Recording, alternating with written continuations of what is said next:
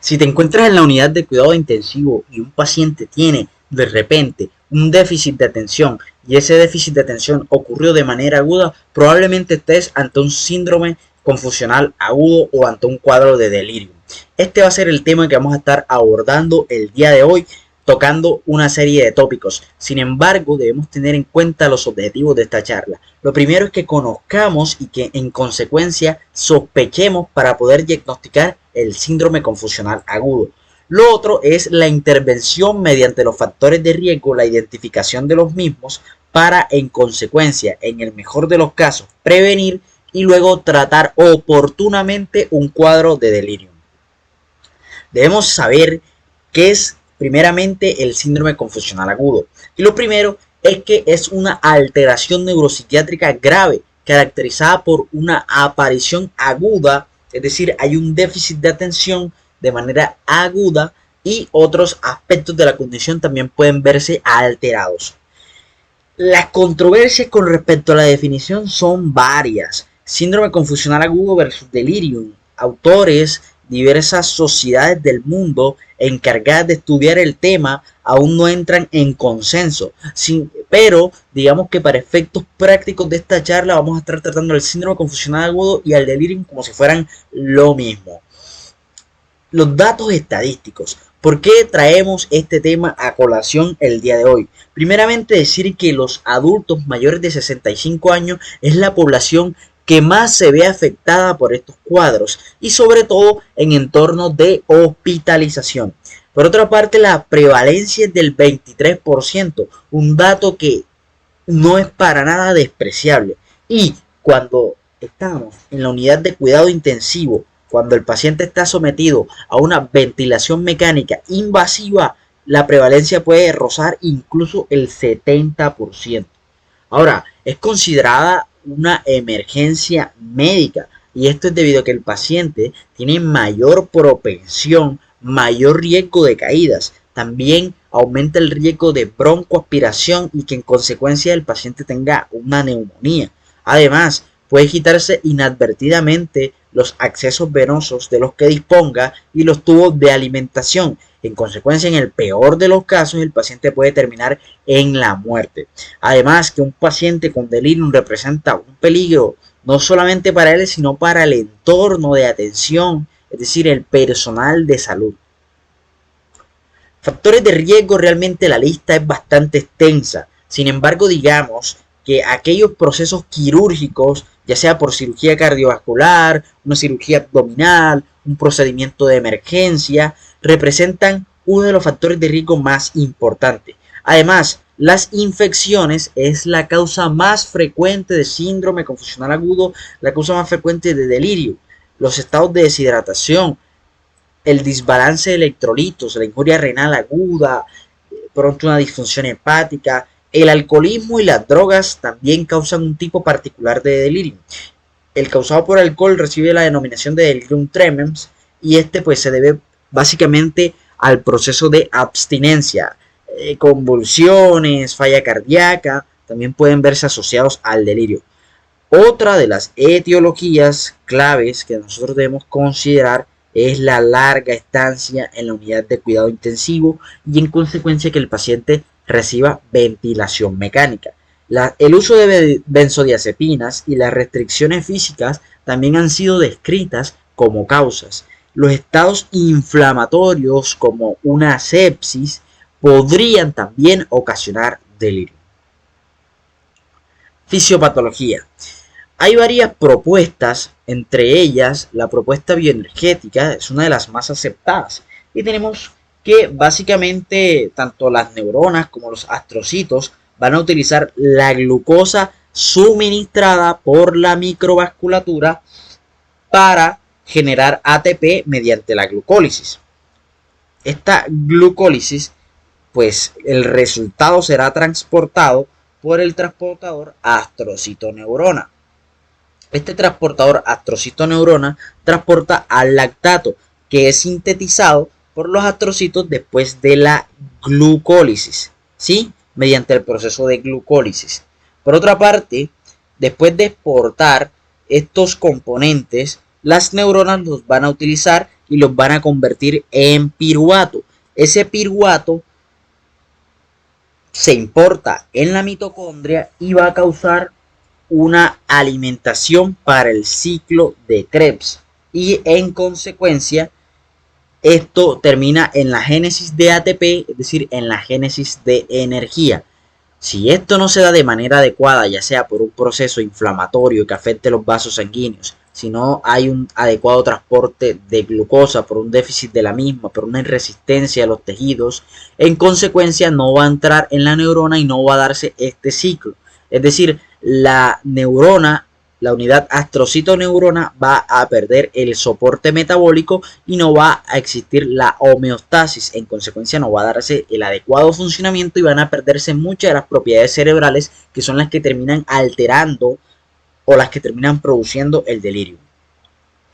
La propuesta inflamatoria, es decir, por ejemplo, una sepsis que produce una respuesta disregulada ante una infección, va a producir mediadores inflamatorios tales como las interleucinas, el factor de necrosis tumoral. Si estos factores logran entrar en la neurona, van a causar pues también ese estado inflamatorio a nivel de ellas, y en consecuencia se va a perder el sustrato metabólico y además van a producirse una disfunción y una injuria. Cabe decir que los pacientes mayores tienen una predisposición, tienen un umbral más bajo a que si logran entrar algunas citoquinas, la respuesta inflamatoria será mayor. Acá estamos viendo la confluencia de la fisiopatología, pero cabe decir que debemos hacer consideración en el sistema reticular activador ascendente, que te va a contar con unos núcleos a nivel del tronco encefálico, a nivel del mesencéfalo, y estos núcleos, tales como los núcleos del RAFE, van a llevar la activación colinérgica hasta el tálamo, que el tálamo es el centro integrador que los va a llevar posteriormente a la corteza cerebral. Entonces, si digamos no se da esta adecuada activación por un proceso de pérdida del soporte metabólico, por una respuesta inflamatoria que termina alterando estos núcleos, no se va a llevar adecuadamente la función de la corteza cerebral, y la corteza cerebral es la que se encarga de las funciones cognitivas, de la memoria, de la atención, y por lo tanto estas propiedades se van a perder. ¿Cómo están los neurotransmisores a nivel del síndrome confusional agudo? Primeramente, pues va a existir el déficit colinérgico por todo lo que ya explicábamos. Además, el ciclo sueño-vigilio también puede verse alterado. La dopamina estará elevada y ella es la que contribuye a que exista el déficit de atención. Que la dopamina esté elevada es consecuencia de la excitotoxicidad por el glutamato, porque el glutamato causará lesión neuronal y en consecuencia, si las neuronas están lesionadas, no pueden llevar a cabo la recaptación de dopamina y por ello esta va a adquirir concentraciones de elevación. La serotonina normalmente está disminuida, pero esto se atribuye más que nada al delirium de tipo alcohólico, es decir, al delirium tremens, porque existen cuadros tales como una encefalopatía hepática que también puede llevar a delirium, pero en donde esta se va a encontrar por el contrario elevada. El ácido gamma aminobutírico estará disminuido y hay una teoría un tanto menos estudiada que es la hiperactividad de endorfinas, que explica por qué el paciente se autolesiona y no es capaz de percibir el daño, no le genera dolor, y esto se debe a un efecto de anestesia por esa hiperactividad de las endorfinas. Las manifestaciones clínicas del delirio nos las aporta el DSM-5 a través de 5 características. La primera, hay una perturbación de la atención. El paciente tendrá una capacidad disminuida para dirigir, para enfocar, para sostener y para cambiar la atención. Además de que puede haber un componente de alteración de la conciencia. El déficit es agudo, es decir, se desarrolla en horas o en días, y va a representar un cambio con respecto a la línea de base que manejaba el paciente. Es decir, un paciente que normalmente se caracterizaba por tener una personalidad, digamos que activa, y que de la nada esta caiga, es decir, se encuentre más tirando a la somnolencia, hacia la apatía, ese paciente puede que esté ante un cuadro de síndrome confusional agudo. Y la alteración en la cognición, es decir, propiedades como la memoria, el paciente se encontrará desorientado, por la disminución de la capacidad visoespacial, el lenguaje puede verse alterado y la percepción también puede estar igual. Las alteraciones del criterio A y C no se explicarán por otro trastorno preexistente. Es decir, la perturbación de la atención yo no se la voy a atribuir a un TDAH. No se la voy a atribuir a un TDAH.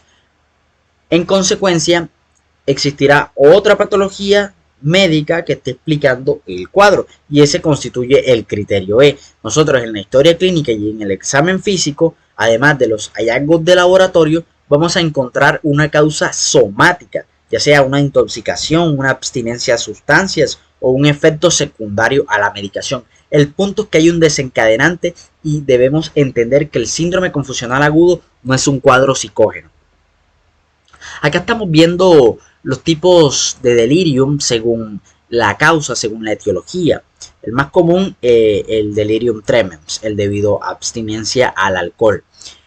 Estos son los códigos que aporta el CIE-10, sin embargo, los criterios del CIE-10 no son tan utilizados como los del DSM-5, debido a que estos son un poco más restrictivos y limitantes. Existen además características acompañantes a esos criterios, a esas 5 características que ya les mencioné. Y el más importante son las alteraciones en el comportamiento psicomotor. Es decir, el paciente tendrá hipoactividad, somnolencia, apatía o tendrá, por otra parte, hiperactividad, es decir, aumento de la actividad simpática y el sueño lo tendrá alterado. Este componente psicomotor es el que permite clasificar al delirio. Las alteraciones emocionales variables también pueden acompañar a un síndrome confusional agudo. El paciente puede sentir miedo, puede verse depresivo, puede también sentir euforia o puede mostrarse perplejo. Entonces, ese componente psicomotor nos arroja a los criterios del Lipsky, que clasifica el delirio en hipoactivo, en hiperactivo y el componente mixto. Cabe decir que el componente hipoactivo es el cuadro más frecuente, es el patrón más frecuente. Sin embargo, es común que en la práctica clínica lo veamos infradiagnosticado debido a que el cuadro no es florido. Y por su parte se están proponiendo 2 nuevas terminologías, las cuales son el subsindrómico, es decir, aquel paciente que no cumple todos los criterios a cabalidad, solamente una parte de los mismos, y el cuadro persistente, debido a que se han visto cuadros de delirium que tienen una remisión completa incluso a los 6 meses. El diagnóstico, ¿cómo lo vamos a realizar? El diagnóstico, primeramente, sabiendo, conociendo la patología por medio de esos criterios diagnósticos que ya les mencionaba. Luego, debemos mirar los antecedentes del paciente, pero ese paciente muchas veces no se va a mostrar colaborador y tocaría recurrir a los familiares. Esos antecedentes que nosotros debemos buscar son antecedentes de enfermedad febril, de insuficiencia orgánica, infecciones, el uso de ciertos medicamentos, el alcoholismo y el uso de drogas.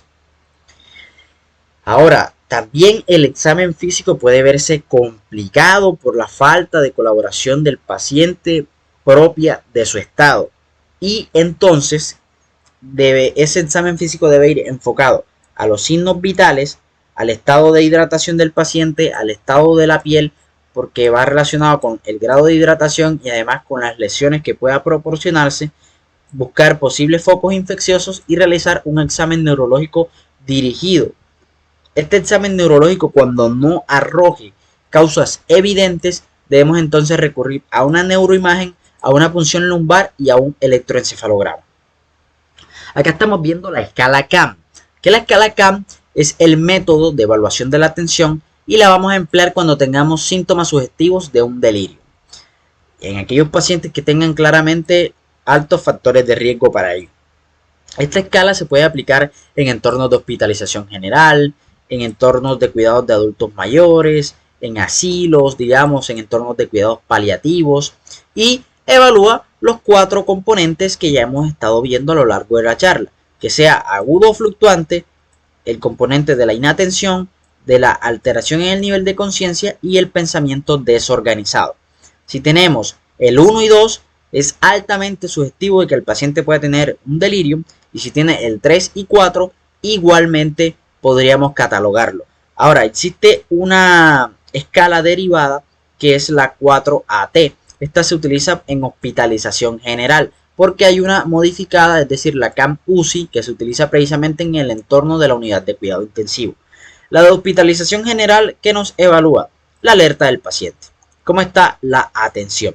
Si tiene todo normal, pues adquiriría un puntaje de 0, en consecuencia, si está alterado, si está normal, adquiere un valor de 4.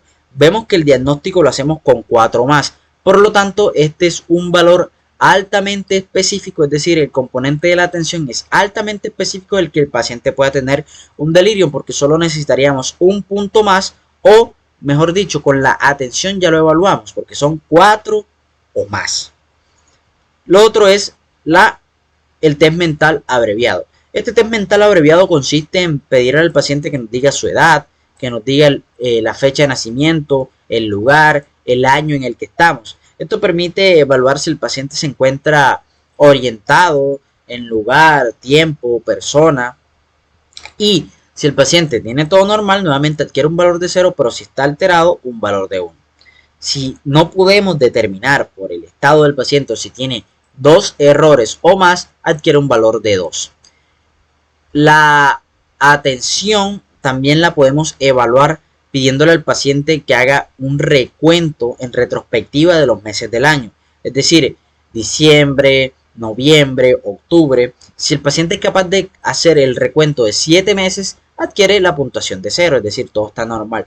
Por otra parte, si tiene un error o más, tiene 1. Y si es indeterminado, el valor de 2. Los cambios fluctuantes, vemos que es el otro componente que tiene más valor, siendo que cuando se encuentra alterado tiene un valor de 4.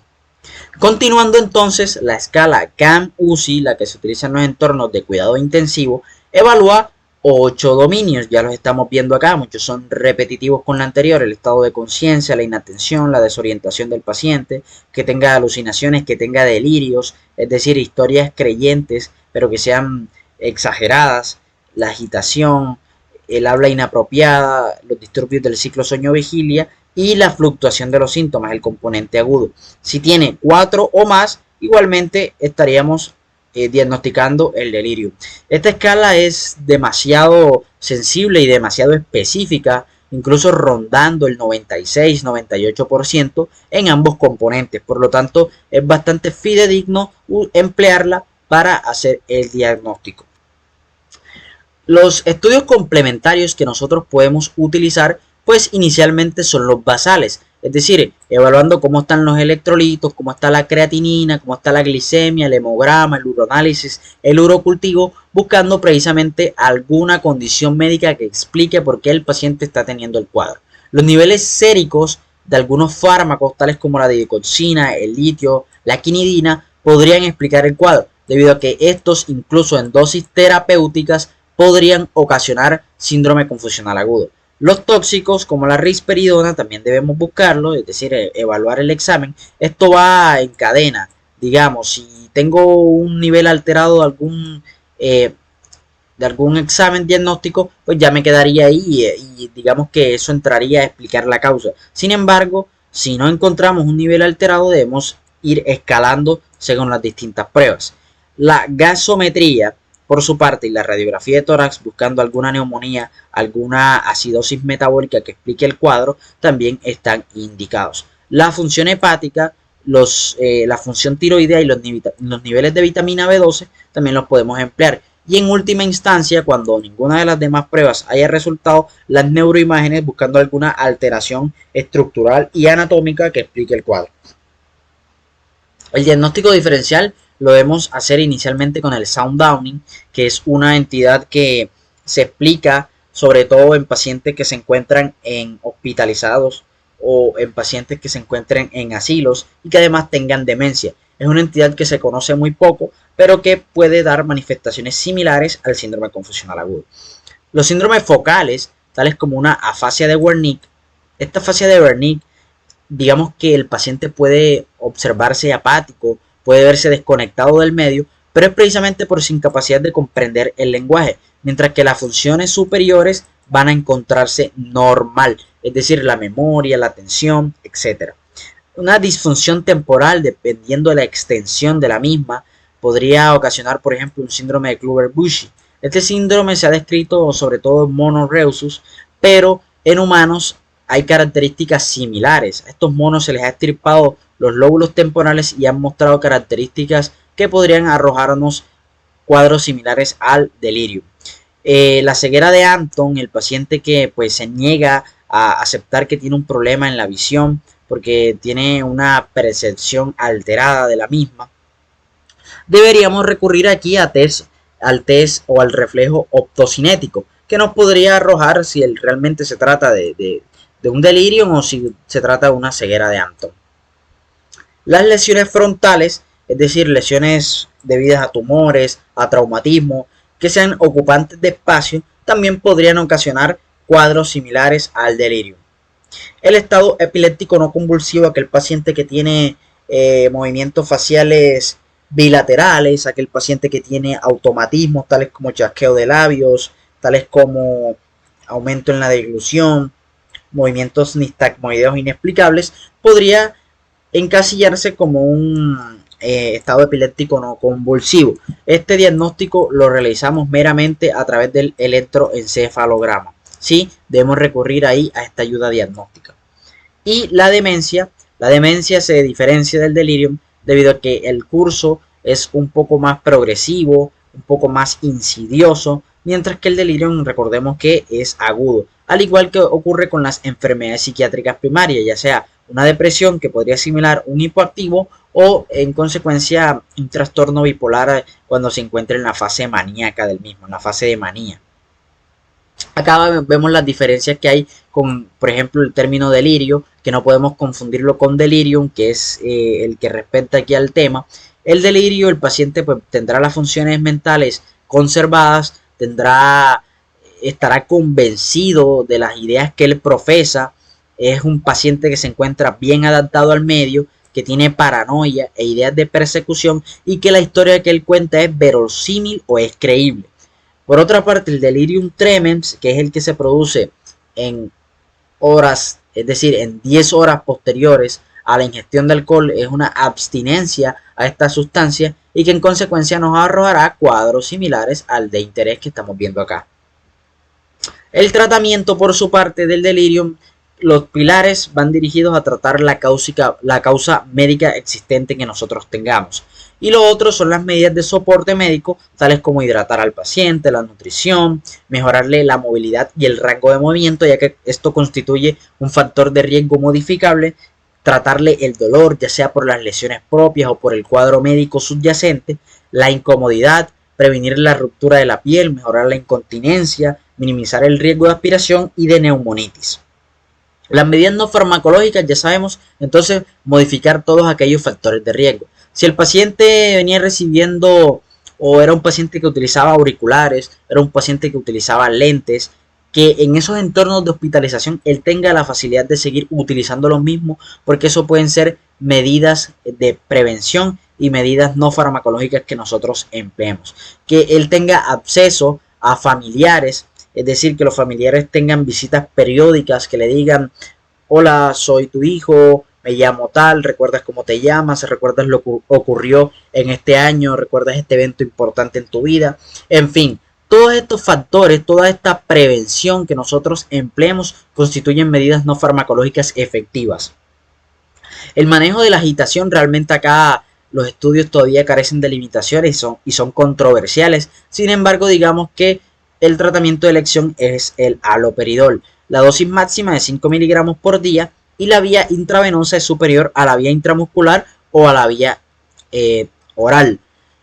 Debemos tener especial precaución al administrar de forma IV debido a que el haloperidol tiene prolongación del QT y además se contraindica en pacientes que tengan parkinsonismo, cualquier enfermedad de la vía extrapiramidal, porque precisamente el haloperidol produce efectos extrapiramidales. No se recomienda además un uso extendido de este fármaco debido a que aumenta la mortalidad y aumenta el riesgo de accidentes cerebrovasculares. Las benzodiazepinas solamente se van a utilizar cuando haya abstinencia al alcohol, es decir, cuando sospechemos de un delirium tremens o cuando los antipsicóticos como el haloperidol estén contraindicados, que ya veíamos que era en el parkinsonismo. Entonces ahí la alternativa que tenemos es el lorazepam. El lorazepam 0.5 miligramos tiene un inicio de acción realmente rápido a los 5 minutos, y también podríamos utilizar otros agentes como la dexmedetomidina. Esta dexmedetomidina es la que tiene mayor evidencia en entornos de unidad de cuidado intensivo, y sobre todo cuando el paciente tenga una refractariedad, cuando estemos ante un delirio hiperactivo y tenga refractariedad al haloperidol. El manejo del dolor lo vamos a utilizar con los opioides distintivos que tengamos. La morfina en este caso es un ejemplo claro, y los AINES no se deben emplear debido a que estos son deliriogénicos. Estos fármacos, además, como lo estamos empleando en personas mayores de 65 años, podrían aumentar el riesgo de sangrados. En pacientes en donde se haya identificado una deficiencia de tiamina, ya sea por una encefalopatía de Wernicke, sabemos que esta encefalopatía lo vamos a sospechar cuando tengamos niveles alterados de vitamina B12 y que el paciente tenga el factor de riesgo de ser alcohólico. Entonces se ha visto que la tiamina es un fármaco que es económico y que está prácticamente libre de riesgos para administrarse. Acá tenemos un algoritmo en donde tenemos todas esas medidas que ya les indicaba yo en las diapositivas previas, y cuando el paciente se encuentre en un estado de alteración que represente un peligro tanto para él como para el cuidado y la seguridad del mismo, ahí debemos emplear los antipsicóticos. El haloperidol directamente lo empleamos, y se debe continuar con la evaluación buscando las etiologías y el tratamiento en caso de que identifiquemos la misma. Ahora, si el paciente no interfiere con su seguridad o con la del personal de salud, ahí debemos continuar buscando las etiologías e instaurar el tratamiento en caso de que sea necesario.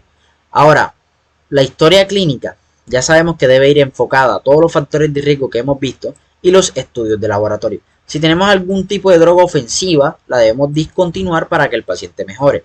Si tenemos un trauma, la evidencia de un trauma, un déficit neurológico o algún hallazgo focal, debemos indicar una tomografía de cerebro.